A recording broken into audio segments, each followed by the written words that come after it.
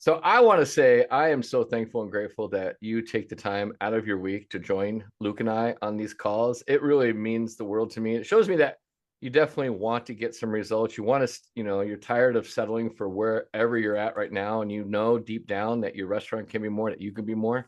And by showing up to these seminars, these webinars, you are actually taking the step because you're rewiring your brain. You're learning some new stuff. You're learning some new information. Now, again, I will tell you, I'm going to give you lots of tools today. This one is probably a very, very powerful workshop in the sense that these tools can be immediately applied. The only thing that's going to hold you back, I will tell you up front, is your own fear. Because some of this stuff you're going to feel like, if I do it, I don't know. I don't know. Yeah, you got to just do it. Right? Embrace the fear and go forward. So today we're going to talk about decoding menu psychology, influencing guest choices. Oh, one of the things I love talking about is menu design. It is one of my favorite things. I've really done years and years of research into psychology, into buying psychology, because I've always been fascinated as a coach is why do people do stupid things they do? Why do people do things they know are in their best interest, but they don't do anything to change their lives or change their restaurants? I'm always baffled by that. So I dig into psychology a lot. I love reading those kind of mindset books. I love reading psychology books. I love this kind of stuff. It's what really fires me up. And today we are going to really dig into this really deep. So I would recommend having a piece of paper and a pen, right? Write down. Yeah. Look at Luke. He's already got his notes. Hashtag. Right. Yeah, hashtag, write this shit down. All right. Let's start off with my favorite quote. All business problems are, of course, people problems. And of course, as always, hey, stick around till the end and we have a gift for you. Right. We like to make it fun. I like to give you like just little supplemental tools that you can actually take the learning that you learned, the material you got today, and have a reference and something you can look back on and use as a cross reference. So I'm going to give you a really cool, like a book today, a little booklet. Rules for today: have fun. Research, if you have fun, you're going to be a little bit more engaged learning stuff. Make sure to ask questions. You have two ways to ask us questions. You can ask in the chat directly, or there is a Q&A button on the webinar. You can ask questions there, and we usually have a spot at the end of the webinar to answer questions that get asked in there. And of course, remember, hashtag WTSD. What does hashtag WTSD mean? It means write this shit down. That's a gold nuggets. That's the stuff I want you to learn. Research has shown if you write stuff down in your own handwriting, you're 70% more likely to retain the information 30 days from now. That's my goal. If you and I have never met before, it's your first time on our webinars, I am Donald Burns. I am the restaurant coach. I am a recovering restaurant owner. I've been a consultant for big national food, broad service food service brands like Shamrock Foods, Cisco Foods, US Foods. I'm also a chef. I was a chef with Wolfgang Puck. I'm an author. I have quite a few books out there, mostly well known for my Your Restaurant Sucks trilogy. And then my latest book just came out, Savage Restaurant Success. And my new book's coming out next month called Ingredients. Fantastic stuff. Like you, I started out in the restaurant business. My father was a chef. I apprenticed with him when I was 15. When I was 18, I took a little break, got into the Air Force. I was in the U.S. Air Force pararescue teams. Then I got to college, started getting jobs back in restaurants, and then found out I really, really loved the restaurant business. At 30, I opened my first restaurant. I would like to say that it took off great. It did not. It was a train wreck. And I was the engineer driving the train right into the wall. I was very, very fortunate that I found a business mentor who taught me some fundamental frameworks that I have taken for the last 28 years, extracted that information, refined it, and turned into what we call as the TRC method. This TRC method has helped over 2,800 independent restaurants around the world in 23 different countries. Here's the thing. The system works if you work the system. That's the best way I can describe it. The tools work if you use the tools properly. Tools are just potential. A hammer on the table is just potential. It's not until I pick that hammer up and actually apply it do I get the result. I can take that hammer, put a nail in the wall, hang a picture, good result. Take that same hammer, turn around, hit Luke in the head, go to jail for a very, very long time, bad result. Same tool, different application, different result. I will give you tons of tools. The whole purpose of this webinar series we're doing is to give you new tools.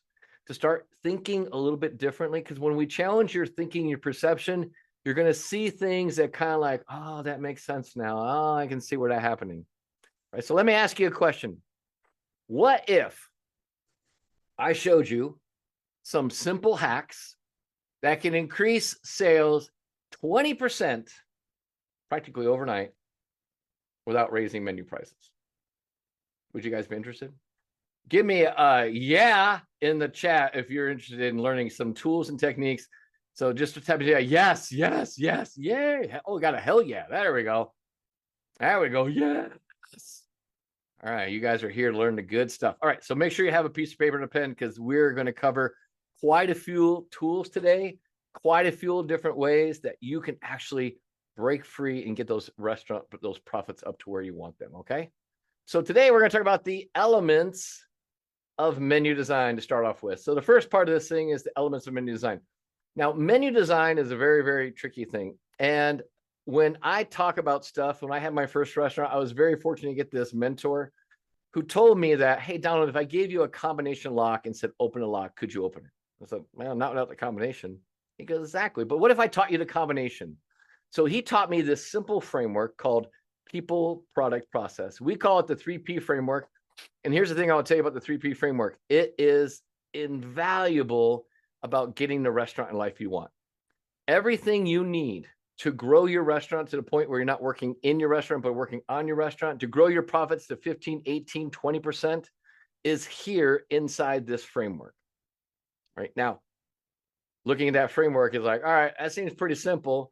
We have a series of workshops that we teach that give you the exact tools you need to unlock each category. Now, today, we're going to dig into something that's called, it's a little part of what I call my Extreme Menu Makeover workshop. My Extreme Menu Makeover, now normally my full menu workshop is about 9 hours. We don't have a 9 hours a day. So I'm going to give you the highlights. I'm going to give you the gold nuggets. You're going to take those things and you're going to be able to apply some of these tools that immediately start seeing some results. And that's our goal today. Luke and I were talking the other day and we decided we want to give you some tools that can give you some really, really fast results. I will tell you without any hesitation that the tools I'm going to teach you today, when applied, will have an immediate impact on your bottom line, on your sales. Okay. So start off with a quote. I love this quote from Antoine de Saint-Exupéry. Perfection is achieved not when there's nothing more to add, but when there's nothing left to take away. Right. So here's the common question a lot of people ask. Does size matter?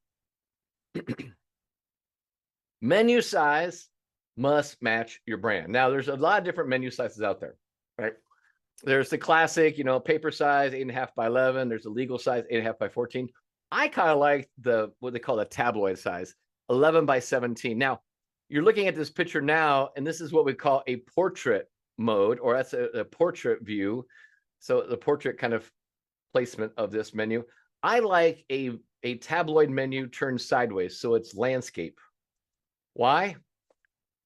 Because if I'm like, let's say I'm looking at Luke and I got my menu in front of me, it's a big tabloid menu, and I'm sitting there looking at the menu. Hey, Luke, how's it going today? How you doing? What? That sounds good, right? I can't see Luke, so I'm taking energy away. But if I turn that menu sideways and I'm looking at the menu like this, now I can look over the menu, look at Luke, and now we have eye contact, we have energy. The biggest thing you want to remember is how can I increase the energy at the table? That's a driving factor I ask all my clients. How can you increase the energy at the table? Energy, I'm going to give you a basic physics lesson right here. Energy is either three things. It's either positive, neutral, or negative. It can only be those three things. Positive energy, we know what that effect is. It's a positive impact. Neutral energy is pretty much, that's like most restaurants. It's average. It's just mediocre. We don't want to be neutral. And again, definitely do not want negative energy. Negative energy, we're taking away energy from the table. So when you're thinking about energy, you're either bringing energy, you're either keeping the same energy, neutral, or you're taking energy away. We always want to see how can I increase the energy at the table. So let's talk about a classic thing when we talk about menu design. Eye scan patterns. Oh, eye scan patterns. The myth and the truth. The eyes are the windows to the soul, and the eyes tell a lot about where people focus on menus. And I've done research over and over years. Back in the 70s, I would say there was a person who was called Dolfer. His name was William Dolfer. Doerlfer. He actually did a study back in the 70s, and he was looking at menu designs, and he found there was a complicated eye scan pattern that people looked at. And it turned into this thing called the Dolfer effect. And a lot of restaurants have bought into this as this is where we have to put our menus like this. And it kind of goes like this.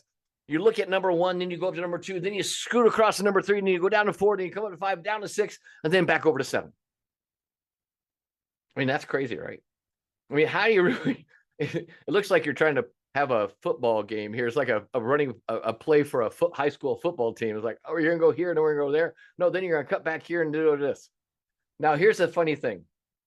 This original study was done in the 70s. It's funny how we hold on to old, outdated belief systems, old, outdated things. This thing was done in the 70s. Well, 20 years later, another study was done, and they found a very, very fascinating thing. This was done by Sybil Yang, and her research showed this, that people actually read menus like a book. You start at the top, you read down, you go to the top, you read down. That's amazing.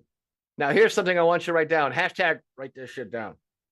Research says that most people focus on the entree and then they build their meal around that. That's really good to know, especially when we're going to start using what I call Jedi menu mind tricks. We're going to do some things. Ever seen Star Wars and Obi-Wan saying, these are not the droids you're looking for? Well, I'm going to show you some menu Jedi mind tricks that you can actually start using that are going to direct people to where you want to go, because our mind plays tricks on us. So let's start off with a pop quiz. Type in the chat, top or bottom? Which line is longer? Top or bottom? Type in the chat. Type in the chat really fast. Don't even overthink it. Type in the bottom. Top or top? Top, top, top, top. Got top, top. I got some same, top, top, top, same. I got some top, top, top, top, equal, top. All right. For all of you who said the top was right, was it? Oh, if we look at this, they're actually the same. See, our minds play trick on us, but that's a beautiful thing to know, because if I know how to manipulate thought patterns, I know how to change different people's perceptions, I can get them to go to the conclusions I want. And that's what menu design is all about. So your menu must be three things. Hashtag write these down. This is where a lot of especially owners go sideways. Your menu must be three things. It must be containable, approachable, profitable. CAP, cap, right? Your menu must be cap. Containable, that means your team has to execute it. So many times, I'll tell you that from personal experience, I've made this mistake myself as a chef, is I tend to chef shit up. And chefs are the worst sometimes. We tend to get in the menu and we try to make it really complex, make it really cool, showcase our culinary talents, our wizardry. And then we make this thing so complex that we have to be there all the time because we're the only ones who really execute that level. Your team has to be able to execute the menu without you. Has to be containable. Also has to be approachable. Sometimes you get too fancy for your own good. I had a client in, it was in Iowa, very, very small rural town. Chef decided to really go crazy on this thing. And he offered, he had a filet mignon with pommes à la go, haricots verts, and a demi-glace. And he kept going, I don't know why this thing isn't selling. It's a great dish. I said, look at your market. You got to play to your market. You got to write to the level of your market. I said, why don't we change that name out? Instead of saying filet mignon, pommes à la go, haricots verts, and demi-glace, why don't we say it's a beef tenderloin with cheesy mashed potatoes, green beans, and a brown gravy? And sure enough, sucker sold like crazy. Sometimes you chef it up. And when you chef it up, you F it up, okay? Hashtag write that down. Sometimes when you chef it up, you F it up. All right. And then the last thing is, gotta be profitable. I don't usually teach menu design normally until people have done their food costing, because it's no good to have a really, really great menu if it's bleeding you money. So you got to make sure this thing's profitable. Least we forget, we are in business to make a profit. Profit is not a dirty word. Right.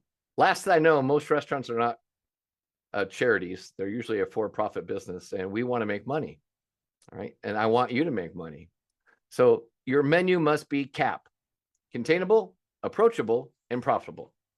So let's get into some Jedi menu mind tricks. These are the menu items you're looking for. This is my simplest one. I love this one. It's probably the easiest one I do. It is called the 1-point font change. We are wired to notice differences. So it's funny. Our brains are wired to notice subtle things. That's why we've lived so long. And like, you know, when our caveman relatives were like, "Hey, Luke, is that a saber-toothed tiger in the bushes over there?" Yeah, it looks like it. We like, and then Johnny, who didn't notice it, got eaten, and then now Johnny's dead and gone. So it's like a survival mechanism. Your brain is wired to look for things. It's part of our reptilian brain. Okay. Now, as you saw with that line thing, and of course the top one looks longer, but it's not longer. Our brains play tricks on us, and we can play tricks on people to get them to take their eyes and focus on what we want them to. Here's the thing I want you to remember. If I can get people to look at a menu item just a 1 second longer, I have a better chance of selling that item. This is where this one comes in. So again, let's do a little quiz. I got 3 different lists or 3 different words of tenderloin here, beef tenderloin. Which one looks different? Or maybe I'm just messing with you. Top, middle, or bottom? Jose says the middle. Percy says none. Matthew says number 2. Middle, middle, middle. Top. All right. Got middle, middle. Same. All the same. All right, cool. Now, just so you know, the middle one is bigger. It's 1 point difference. Let me give an example of this in a real world menu. So this menu, which one draws your attention? Which one looks a little different? Type in the chat, which menu item draws your eyes right away? Type in the chat, which one draws your eyes right away? Our signature steak, yeah. And here's the thing. So it's hard to see it on a screen. Most of the fonts, the titles of the fonts are 16 points. The brown sugar cured beef tenderloin is 17 points. It's a 1 point font change. It's big enough to make a difference. And then I added our signature steak in yellow to really draw attention to it. This was their number 1 selling. This was a steakhouse I consulted with back in probably like 2010. And we basically, I redid the menu and I did this just like this. And here's the thing. Now, a lot of times when people see like, a tenderloin, they think, wow, it's going to be a high food cost. There's different types or different categories of food, especially meats, like different like classifications. Like there's select, there's prime, there's choice. This thing we bought was called no roll or not rated. All right. And we took this thing, we did this brown sugar cure on it with brown sugar with roasted shallots, roasted garlic, some coriander. It was really, really amazing. And we put this cure on there. And I tell you, you would not know the difference between a select cut and a prime cut after I put this cure on there because it changed the flavor profile so dramatically, you wouldn't know. And just that cure just kind of tenderized everything and made it almost like meat candy. This was their number 1 seller, and it was also the best food cost. At the time, now this is an older menu, the prices probably would be dramatically different by now.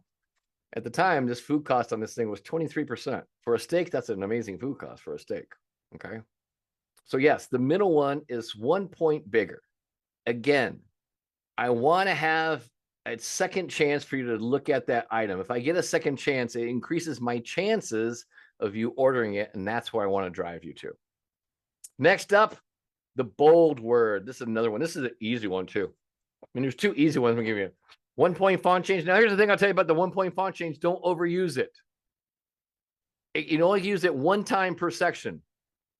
If you put too many items with the 1 point font change, it loses its effectiveness. You only for every category, you can only use that. You only use that tool 1 time, the 1 point font change. Now, this one's a totally different one. The bold menu thing is that it goes on the premise that people scan menus. We don't really read menus, and I want to help them.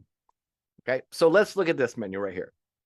All right, classic menu: Kobe beef sliders, lobster wontons, cornmeal dusted calamari, baked brie. Nothing looks out of the ordinary. Now, look at that menu again. Oh my God, it's like it just grew like neon signs. I highlighted the key words I wanted you to look at because remember, people scan menus. If you like Kobe beef, you like lobster, you like calamari, you like brie, your eyes are going to focus in on that right away. This is a powerful, powerful tool. It is super easy to do. Okay. You just guide people where you want them to go. Kobe beef, lobster, calamari, brie. When I see the brie, then I see baked brie. You got to understand there's way people read menus and the way they process menus, and there's a big difference between the two. Right? How they look at menus and how they process menus are different things because I don't read it logically. My brain has to put it in a narrative when I read stuff, and I'll go through this a little bit longer. Right. Next up, symbols have implied meanings and they send actually subliminal messages. Human beings, we understand that symbols mean stuff. You see an octagon red sign in the United States, you know what it means? Stop. You see a yellow triangle, it means warning, right? What do you see when you see a plus sign? Type in the chat. What do you see or what do you hear or what do you see? What do you think of when you see a plus sign?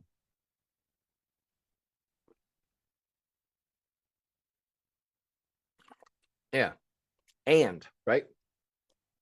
Most powerful thing they teach in, like, if anybody's ever taken an improv class, the thing they tell you about improv class, the whole premise between improv is yes and. You never stop. You always keep the momentum going forward. So let's look at that menu I just did, and you're going to notice I took the commas out. This is the biggest thing I do. All my clients don't have commas on their menus because most restaurants would have green chili, comma, cheddar cheese, comma, chipotle ketchup. By taking the commas out and putting the plus signs in there, it shows perceived value. If you've ever gotten pushback, anybody ever said that, we get complaints that our prices are too high. It's not your prices are too high. It's just they have a perception your prices are too high. So like this, Kobe beef sliders, green chili plus cheddar cheese plus chipotle ketchup, $9. Right? Lobster wontons, butter poached lobster plus poblano cream cheese plus sweet chili dipping sauce. Wow. Cornmeal dusted calamari, tomato basil sauce plus lemon zest aioli. I take out a lot of the fluff words. I don't like a lot of fluff. What do I mean by fluff words? Served on a delicate bed of, right? It's too much stuff. Remember, people scan menus, they don't read menus. So this really helps them. The next thing you have to understand is called semantic salience. Semantic salience is what price presentation means to guests. Again, you know that the plus sign means more, has a positive connotation. Well, there's also a symbol out there that has a negative connotation, and y'all know what that is. It's the dollar sign. And the dollar sign to people means price equals pain. So the Culinary Institute of America did a study on pricing, and they found that if a menu item is either $14.99 or $15, doesn't really have a big impact on sales. However, removing the dollar sign does increase sales. Cornell University did a deeper study on this, and they found that you take the dollar signs off your menu, you can increase your average spend 8%. Hashtag write that down. Just taking the dollar signs off can increase the average spend 8% because when people have this association of parting with their money, it sends a negative signal to their brain. How many people feel excited when you get bills in the mail every month? If you do, you're a sick puppy. Nobody does. Maybe a few people do. Remove the dollar signs on your menu can actually reduce the pain associated with spending money. Right. So, it's like on that menu I did, there's no dollar signs on there. Right. Right to the point. $12, $11, $10. Now, here's another huge mistake restaurants make. Price placement. Put the price where it matters. How many times have you seen people put, and how many people have their menus and you have like the name of the item and then you have the price right after it? Like you have Kobe beef sliders, $9. Lobster wontons, $12. You want to change your menu overnight and you want to change your sales overnight? Here's the thing I will tell you. Move the pricing. move the pricing to the place where it needs to be, and that's at the end of the description. So if you notice, like my little menu I've been using here back and forth, people read and perceive menus differently. You think they read menus like Kobe beef sliders, green chili, plus cheddar cheese, plus chipotle ketchup, 9. No, people read menus like this. This is how their brain has to interpret the information. Oh, Kobe beef sliders. Oh, I get green chili and I get cheddar cheese and I get chipotle ketchup for just $9. That's how people read a menu. That's how their brain processes. No one reads it like a caveman. Lobster wonton, butter poached lobster, plus poblano cream cheese, plus sweet chili sauce, 12. No. They have to draw their own conclusions. So when you make it easier for people and use menu psychology, use some of these tools, you will see it's so much easier to get people to actually buy what you want, when you want it, how you want it. And you're also going to get less pushback on pricing, which is a beautiful thing because price pushback kicks everyone's butt. All right. Let me show you something real quick. All right. So let's go into some menu psychology. The doctor will see you now. The doctor will see you now.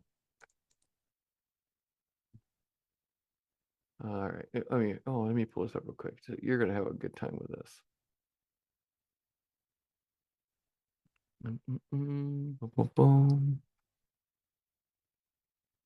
If I can find it real quick.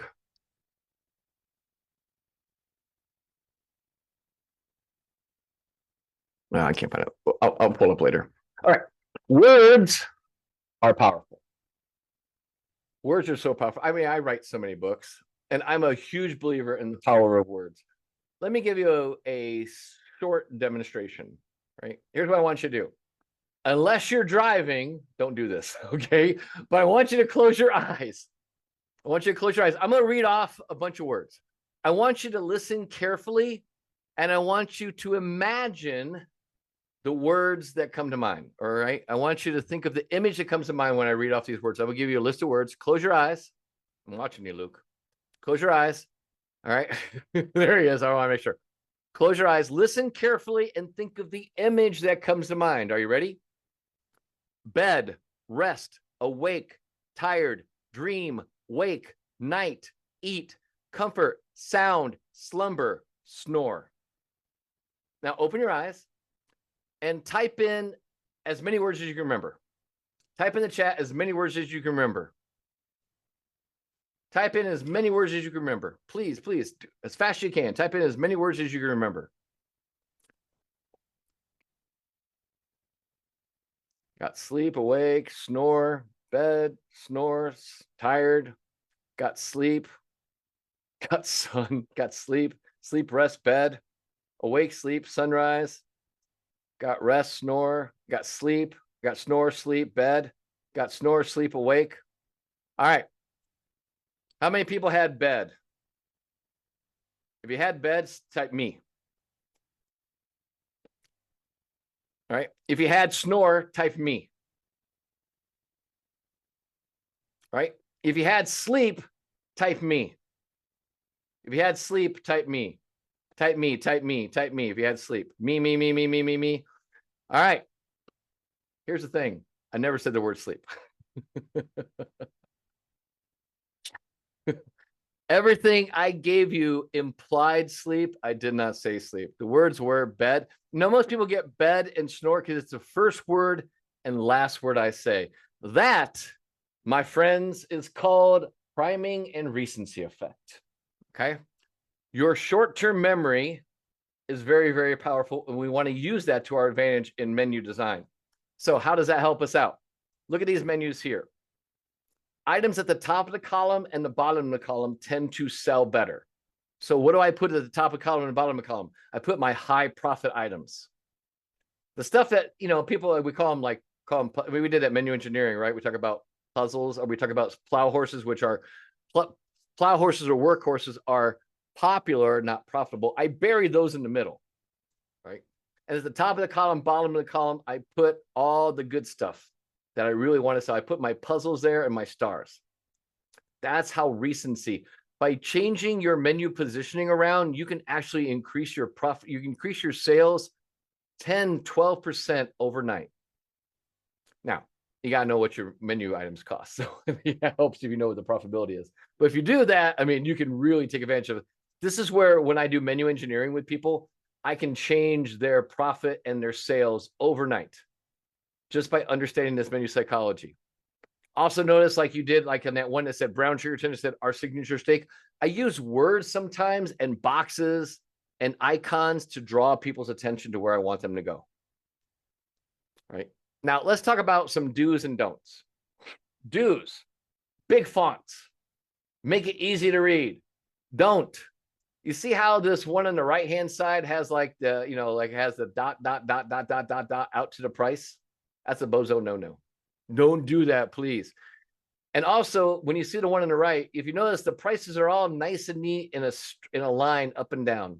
That's called stacking. Stacking is bad. Why? Because everyone in the world has a budget. Right? Everyone, when they go to a restaurant, has a budget in their head. They have a price in their head of how much they want to spend.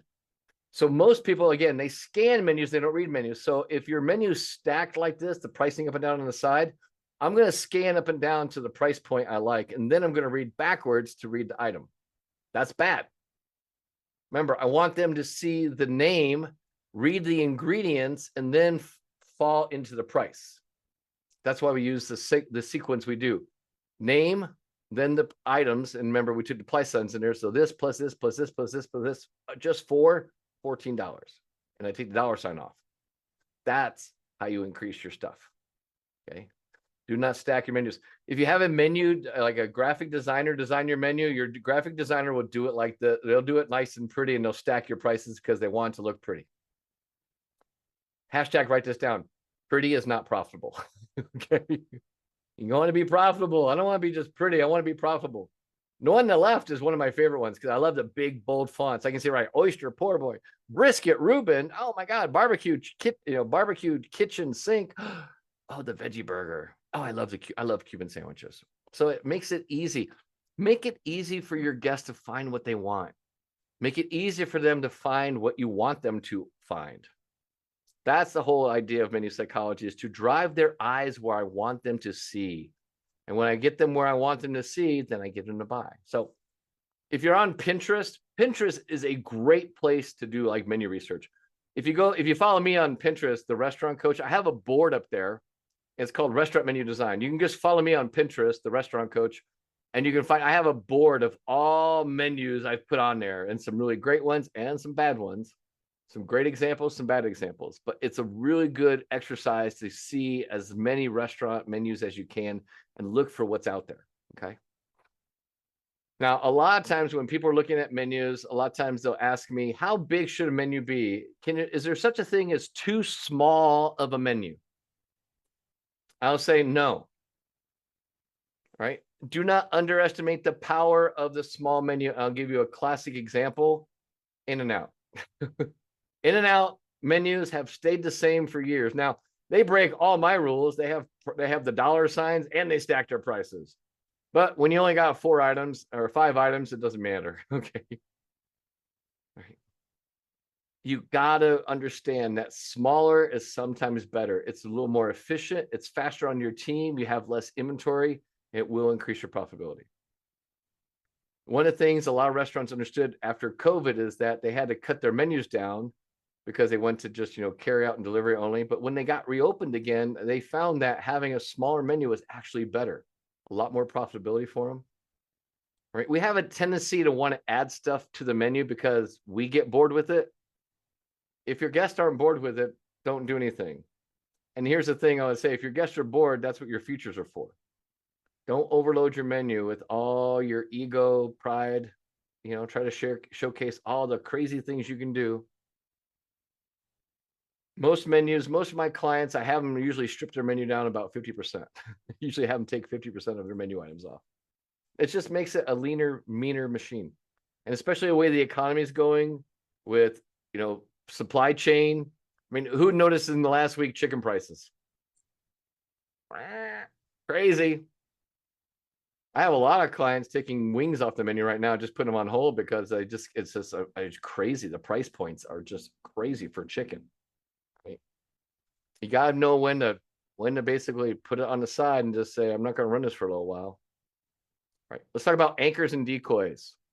We tend to make comparisons. Now, this is actually a menu I did at a steakhouse in it was in Beaver Creek, Colorado. It was actually the Beaver Creek Steakhouse, and we put this menu together.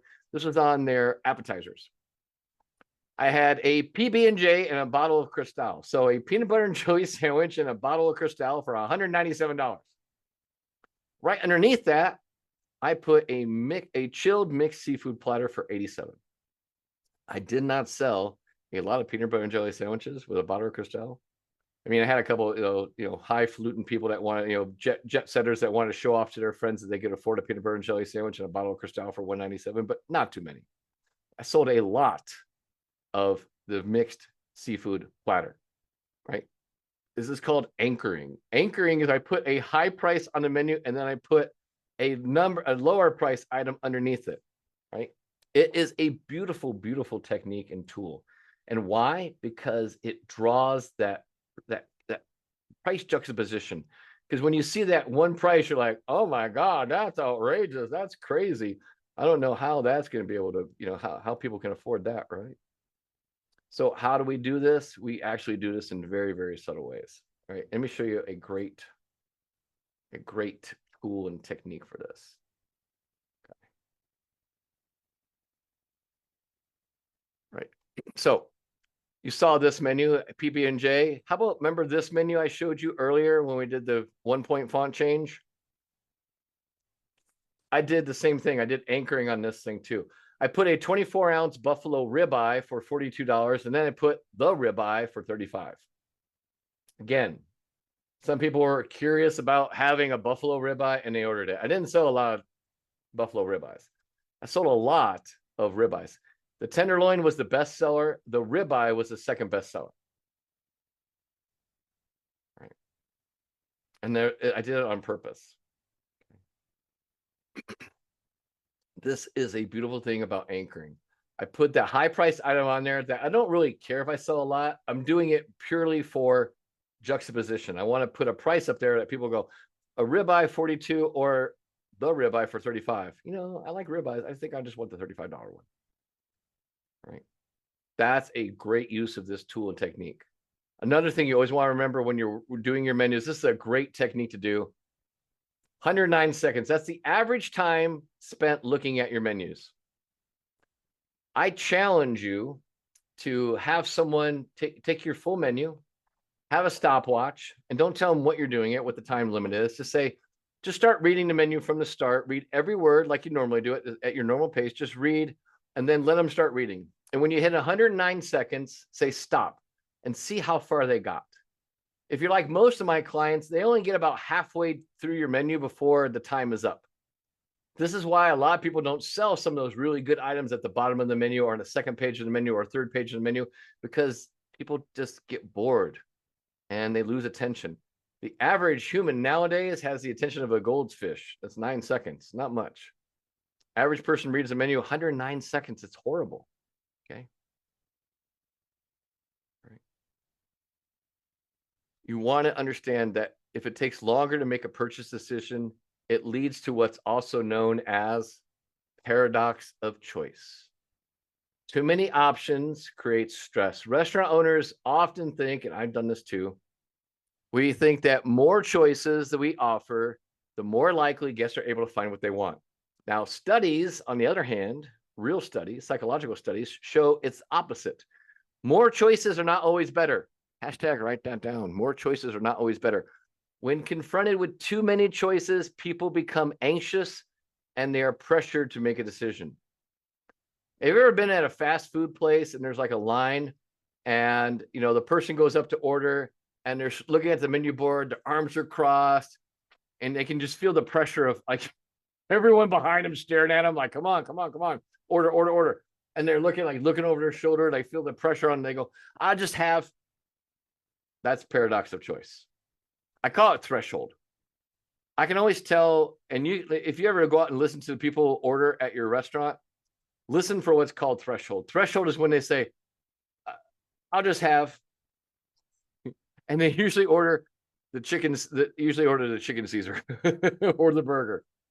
They tend to go to their fallback thing. Right. How does this play out in an ice cream shop with flavor choices? I like to guide them around. So you want to train your team to ask questions. Hey, welcome to our ice cream parlor. Hey, what are you looking for today? You looking for something more cream based? You looking for something chocolate? You looking for more of a fruit based? What are you looking for? What's your favorite? I like, like more cream based stuff. I have a fantastic, I have this over here. I would like group your ice creams by categories, like have all your chocolate stuff, have all your dairy, your cream based stuff, have all your fruit based stuff in a certain area. So it's easier for people to make choices in ice cream shops. Problem with ice cream shops, people it's really tend to be random. Like they're all over the place. Categorize it, make it easier for people. Just like I want to drive people to make decisions on my regular menu, right? I want to drive people to make decisions based on what they like. Like I like cream-based stuff, right? My girlfriend loves fruit-based stuff. So when we go to the ice cream place, like it's the same thing. They don't have it organized. So we're like tripping over each other trying to find the stuff we like. Make it easier for people to do business with you, and you're going to find that they actually make easier buyer decisions. When they make easy buying decisions, it's easier for them. Yep. Same thing for bar drinks. Have your specialty cocktail items, right? Have your draft beers. Everything's divided up. You want to make it just categories, make it easier. I train my team. So there's a thing I teach called neuroselling. Neuroselling is basically use a concept. I'm going to go down a rabbit hole here. I use a concept called rule of two. Rule of two is I guide people. So let's say I go to Luke's restaurant. I sit down at a table. Server walks up and says, hey, can I get you something from the bar? I say, yeah, I'll have a vodka tonic. And then they say, what kind of vodka would you like? I go, what kind of vodka do they have? Oh, shit. How many vodkas do we have in a restaurant? 20 different flavors. So I just say the rule of two. So I pick two out for them. So the conversation I teach my team to do is like this. Hey, can I get you something from the bar? Yeah, I have a vodka tonic. Grey Goose or Belvedere? What else you got? Chopin or Tito's? I tell them. I just basically make a decision for them. I give them options. All right. Yeah. I mean, you think about all the liquor you have in a restaurant, you can make a plethora of drinks. Chipotle is a great example of this. Anybody ever been to a Chipotle? Chipotle has 15 ingredients, right? If you do the math, it's 5,800 combinations. But you don't walk in Chipotle and see a wall with 5,800 combinations because they have you customize it. They make it easier for people, right? How do they do it? Would you like a bowl? Would you like a salad? Would you like a burrito? All right, easy. You want rice? Which one? Brown or white? You want beans? Pinto or black? Right? They make it easy for you. What protein would you like? Right? What salsa would you like? They understand the flow of stuff like that. That's how you want to do it for your menus, okay? And then the other thing you want to remember is descriptions are powerful. The way you say it really does matter. There are 4 types of descriptors you want to remember, right? Geographic, nostalgia, sensory, and brand dropping. Geographic, these are descriptors that call out specific regions in an attempt to be like a lot more authentic. So you could say like Kansas City ribs, that's stuff that's like geographic. There's like a famous farm out in Santa Fe, Rancho de Santa Fe in LA that almost all like the gourmet restaurants use, Rancho de Santa Fe lettuce. So they say stuff like that, right? Geographic's great. Okay.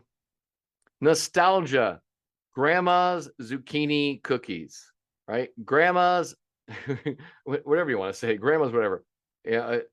And a lot of people say this, like, I like to use words like home style, and you want to think in words of like comfort food. Sometimes I'll use stuff that implicits a memory, or I might, maybe there's a story behind it. Maybe Luke has his Grandma Pearl's famous meatloaf. See, that brings in nostalgia. Now I got like Grandma Pearl's famous meatloaf, Nona's house-made meatballs. That's nostalgia. Sensory starts appealing to the senses. This is where we start using words that are extremely sensual in experience, like silk, sumptuous, kind of an anticipation, right? Wood grilled, things like that. And then you've heard of name dropping. A lot of people do name dropping a lot. Hey, you know, I hung out with so and so. Hey, I met Elon Musk one time. Who cares? You know, Michael does. He just bought a Tesla, so he wants to hang out with Elon. So brand dropping is another thing. People like brands. Like if you're serving Minute Maid, if you're serving Heinz or Hunt's or something like, or maybe you got Shiner Bock as a beer. Brands pay billions of dollars to get their brand positioned in the market so people know their name. Take advantage of all the money they've spent. So like if I'm doing I'm doing a beer barbecue, I would say the name. Like I'm doing, like in Texas, I'm doing a Shiner Bock barbecue sauce for my ribs. Right? It helps in two ways. It helps people identify and recognize and respond to it. Okay. And it also lets them know I'm using I could say a Michelob barbecue sauce. Or if I'm using like a local distillery or somebody that's famous in that market, like in Texas, like Shiner Bock's pretty famous, I'm using something that's a little more connected to that market. It gives you a little bit more credibility, right? And that, double down on that if you're using like local produce. If like you're using a local farm, put their name in there, like Bebe Farms, right? Whatever your local thing. What about fun names for item titles? For example, fuel tankers instead of just, oh yeah, fuel tankers instead of just cheese curd. Yeah, fuel tankers. Awesome. Yeah. You should have a strong hook in there. That's awesome. I love that kind of stuff. But and to make sure so it's not so obscure. So fuel tankers, if I don't know what it is, I would say like fuel tanker curds or cheese curds. I would actually make it like a really cool full name, not just fuel tankers, because now I don't know what that is. And if you don't have it in the description, then it's going to confuse me. And remember, hashtag write this down. If your guest is confused, you lose. Write that shit down. Right. Let me show you how to roll out a menu, because a lot of times we get these menus designed and then we drop the ball on a menu rollout. So I'm going to tell you 10x your success, the 10 steps to a successful menu rollout. Write these down. Rolling out a menu requires an action plan and commitment. I mean, you invest a lot of time and money and energy in rolling out a new menu. You want to make sure that your restaurant is set up for a massive menu launch. Number one, create menu training packets, right? This is a list. This is usually, I give it to the team. It's usually a list of like all the menu, like every item has a list of all the ingredients, the way they appear in the menu. And I give detailed descriptions from like the recipe worksheets. All menus are included on the list, whether they are new or not. Every time I give them a training packet, I don't just give them the new items, I give them everything, and we review everything. The training packet has to have, I like to put in a glossary at the end of the training packet with definitions of any culinary terms. Remember, most servers did not go to culinary school. You know what haricot vert is, you know what al dente is, you know what au sec is. They don't. Right? Make sure you teach them and train them. Step two, you have to create a menu training test. This does not have to be a big daunting task. The point is not to make your test hard. It's to force the service team to understand and study the menu. Servers should not be allowed to work on the floor until they reach an 80% or higher on the menu test. When I had my first restaurant, I told my team before we opened that there was to be a menu test. Now we hadn't opened yet. I said your schedule will be dictated by how you do in the test. If you don't, and they had to have a 90 at my restaurant. So if you don't pass with a 90%, you're not going on the schedule. And then after I took the menu test, and I said, well, we're opening on Tuesday night. I'm only opening with Kelly and Carla, and everyone else like, well, what about us? I said, well, you didn't pass the menu test. And they said, you were serious? Yeah, I'm serious. You don't have a 90%, you're not going on the floor. Oh, we'll study. Can we take it again? Yeah. But you're not going on the floor until you get a 90%. That was my standard. I would not budge from it. All right. Number three, update your recipes. Every menu should have a recipe card. Hashtag write that down. Every menu item should have a recipe card that serves both as a reference and also a training guide for your cooks. I organize those recipe cards in a recipe book that's in my kitchen. And I like to have tabs for each section. So I got a tab for, for prep items. I have a tab for appetizers, for entrees, desserts, everything. Each recipe card should also have a printed picture of how the plate should look when it's completed. It's called a plate spec. Right. Number 4, create new prep list. Your prep list is a standardized tool that allows the chef, the sous chef, or a line supervisor to plan prep for a day. There has to be a separate list for every station unless your prep is small enough to fit all on one page. All right. You have to separate your prep list by stations. One of the biggest problems I see is that chefs or kitchen managers allow the team to set their own pars for prep. This was a huge mistake when I was a young chef in my 20s. I'd go in the kitchen and I'd ask the team, you guys all ready? You all set? Yeah, we're set, chef. We're set. About an hour into service. 86 is, 86 that. Hey, whoa. What happened? I thought you guys were all set. What do you think they said? I thought I had enough. Take the thinking out for your team. You will be so much happier if you eliminate the thinking for your team and you do it for them. All right? Please eliminate the thinking. Please eliminate the thinking for your team. You will be so much better if you eliminate the thinking for your team. All right. Next up is I create a line diagram. I like to have a line set, a basic layout of how prep items should be placed on the cold stations, in the steam wells, bain-maries, also where all the extra prep should be stored. I set up my expectations from the front. The chef or sous chef always thinks they know a better place, but we want to be standardized. All right. I need the team to be standardized.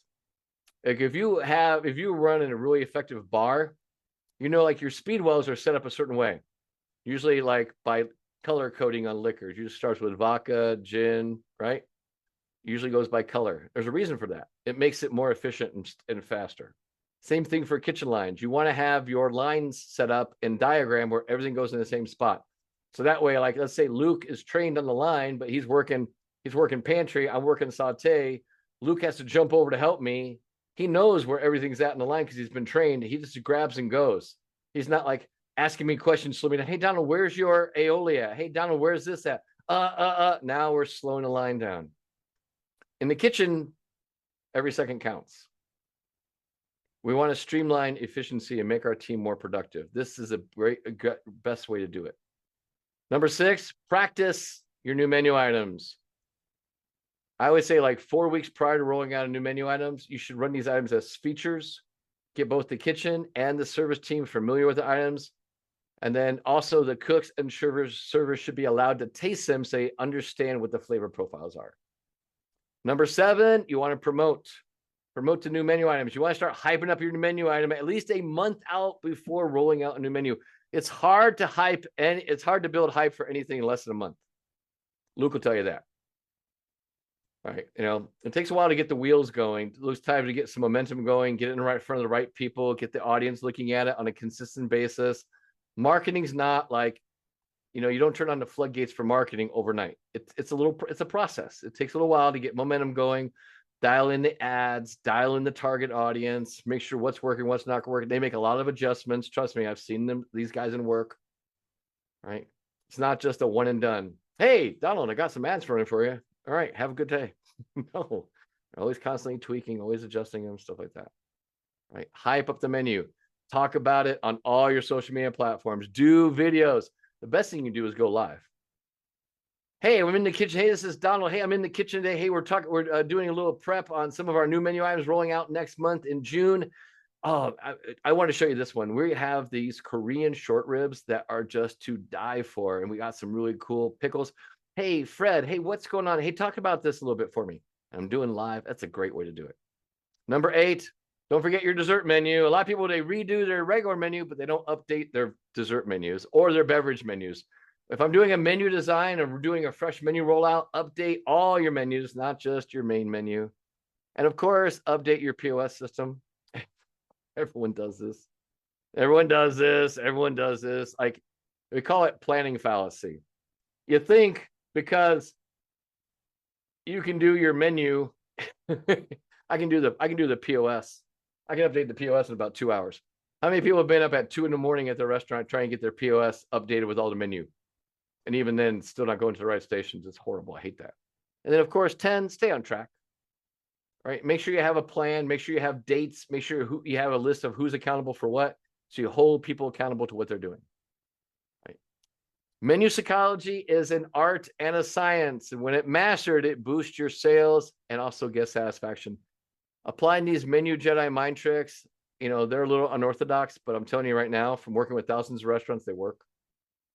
Remember, your menu is more than a list of dishes. It is a powerful tool that can influence guest choice and drive your restaurant success. Take time to design it, test it, and then continually refine it based on feedback and sales data. The investment pays off. It's going to be higher sales, happier guests, and of course, what our goal is a lot more profitable restaurants. Here's your gift for hanging out all day. I'm going to send this over to Luke. He will attach it to the replay. I'm going to give you a little PDF. It's going to be about the 3 menu design hacks that drive sales. So I'm going to give you my top 3. I'm also going to give you some really cool other stuff in there too. Right. Now, before we go, let me ask you a question. If I dropped you off out in the middle of the woods, how likely would you be to find your way back to civilization if all I gave you was a water bottle? Probably not too good. All right, probably not too good. But if I gave you a topographical map and a compass, you could navigate out every time. Well, here's the thing about coaching. Coaching is just like that. In the last 14 years, the coaching programs I've run have helped over 2,800 individual restaurants just like yours. Coaching provides 2 key elements: accountability and new tools. I mean, I have tons of books out there. You can read my books, you can get tons of tools out there. But without having someone who can help you know when you're going off track, it's very, very difficult to stay on target. Okay. Very, very hard to stay on target. So the Restaurant Accelerator is the program that we offer through Restaurant Growth. It is the fastest way to get from working in your restaurant to working on your restaurant. It's also the fastest way to increase your profitability. I would tell you, this is 100% transparency. The average Restaurant Accelerator member does a 19.8% profit margin. That's pretty amazing, seeing how the national average is only 4%. Right? It's because the system works. And in the system, you get a lot of tools, you get a lot of resources, a lot of workshops, a lot of modules, a lot of downloads, all kinds of stuff to help you get to where you want to go, depending on wherever you want to do. Right? Tons of material. I think it's over 95 hours of workshops, over 380 downloads. Plus, you also get 3 group calls a week. You get a Tuesday accelerator call with me. We get the Wednesday webinars here. And then Thursday, I do a Q&A call, live Q&A call with all the people in my coaching group. So you can ask me questions directly and get answers. Right? There will be a Restaurant Success Summit 2024. It's in Scottsdale, Arizona. It's October 21st, 22nd, and 23rd in Scottsdale. 3 days, 6 speakers, 18 workshops.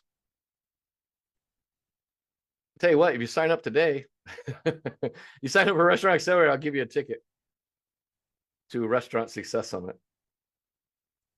All right. 200 hours of downloads all together, over 380 stuff. All you got to do is just speak to your restaurant growth team support, then ask about it. Right. Questions. Luke threw it in the chat right there if you want to talk about the program. And I tell you, it is guaranteed. I will increase your profit margin 5% in 90 days. Guaranteed. Minimum 5%. Normally, I can do it a lot higher. Yeah. Depends on how much you put into it. Remember, tools are just potential. You pick the tools up and use them, and you're going to get there. Yeah. So Restaurant Success Summit. So as a bonus today, Luke, if anybody signs up today, give me their name, and I'll give them a free ticket to the Restaurant Success Summit. I charge $2,500 for the Restaurant Success Summit. So you get a free ticket. It's not a year commitment. No, it's month to month.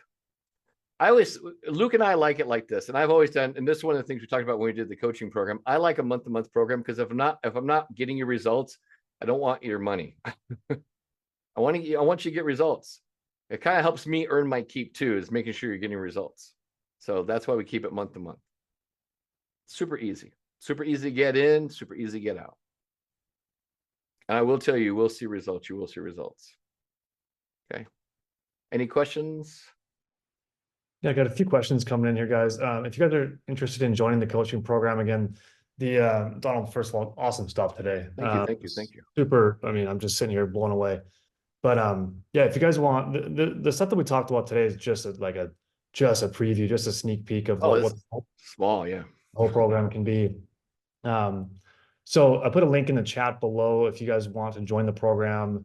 You can do that month to month agreement.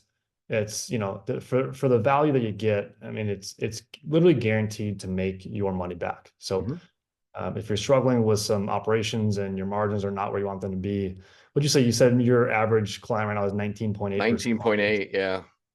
Yeah. And the economy is pretty tight and they're still doing pretty good. Every week I have people doing record profit numbers. So it's awesome. I love it. Incredible. Yeah. So yeah, the program is 2,000 the first month USD, 1,500 a month after that. Yep. And again, with the 5% minimum increase in margins, you'll pay for the program, I mean, many times over. I think you've got clients with you for years just because they like 5 years now. Yeah. You know why? Because they love the accountability. They know that every week they're going to talk to me or one of my coaches, and they're going to be held to the fire, and we're going to make them accountable. It's like, why do you hire a personal trainer for the gym? I mean, you can go to the gym and work out, but you go to get a trainer because you want faster results. That's why you get a coach. That's right. Yep. And if you guys, we do offer financing as well. So if you're in the United States, we offer a financing option.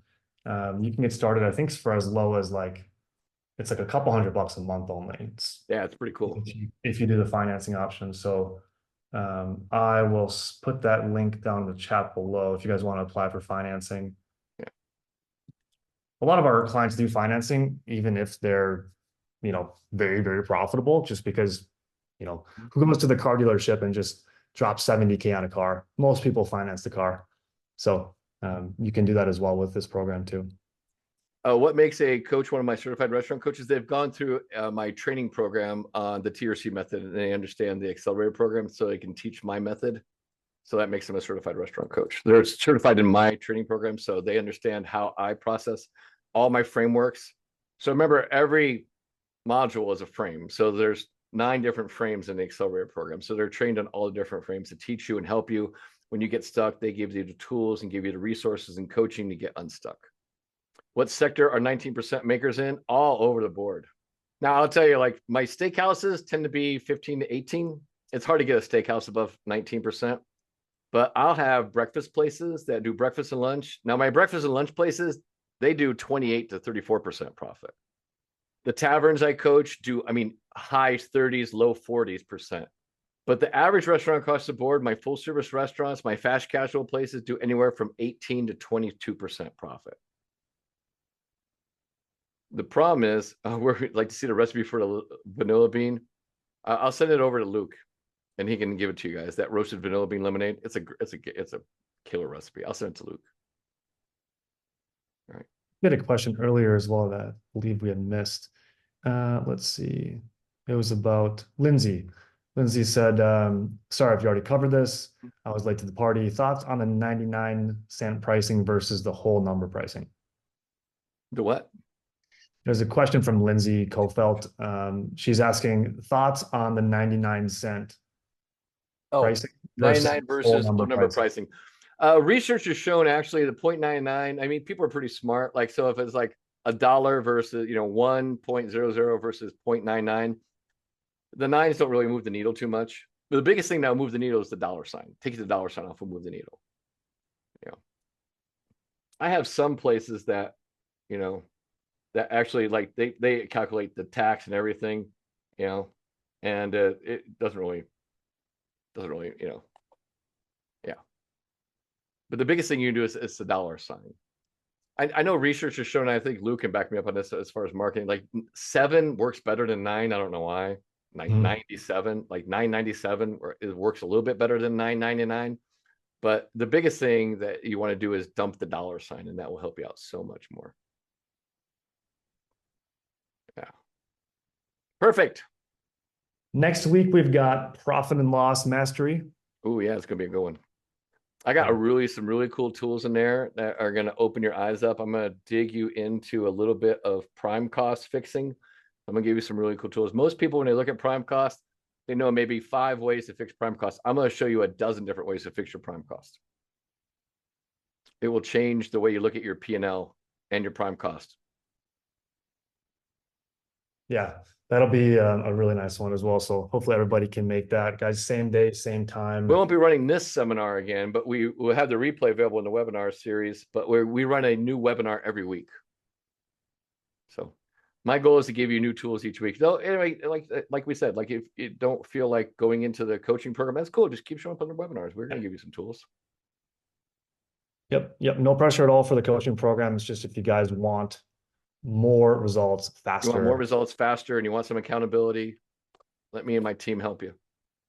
These webinars are just a sliver of all the stuff you guys go into. It's like, yeah. All right, Donald. Well, we're 7 minutes past the hour, guys. Thank you so much. I appreciate you guys. 7 minutes with us today. Thanks for being here. Thanks, guys. Thanks, Luke. Have a great day. Yep. See you guys later. All right, ciao. Bye.